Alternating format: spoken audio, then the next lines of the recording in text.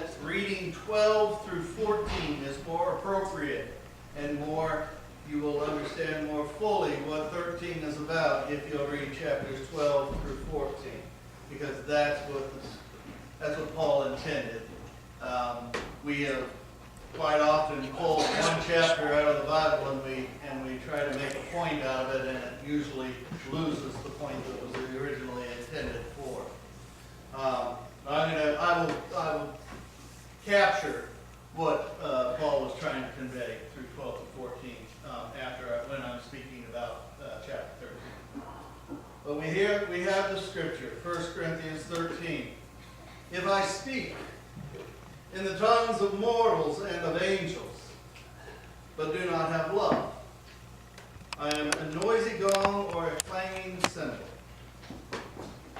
And if I have prophetic powers and understand all mysteries and all knowledge, and if I have all faith so as to remove the mountains, but do not have love, I am nothing.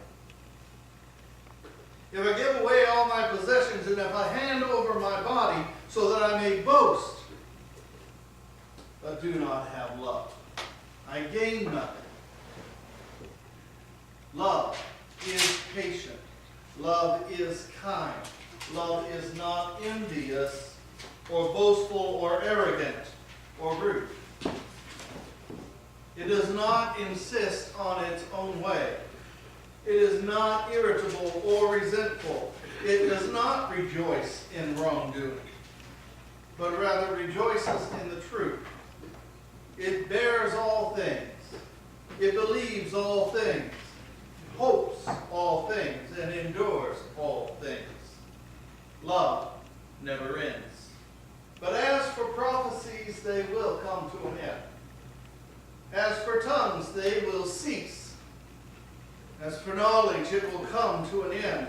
For we know now only in part, and we prophesy only in part. But when the complete comes, the partial will come to an end. When I was a child, I spoke like a child, I thought like a child, I reasoned like a child. When I have become an adult, I put an end to the childish ways. For now we see in a mirror dimly, but then we will see face to face. Now I know only in part, and then I will know fully, even as I am fully known. And now faith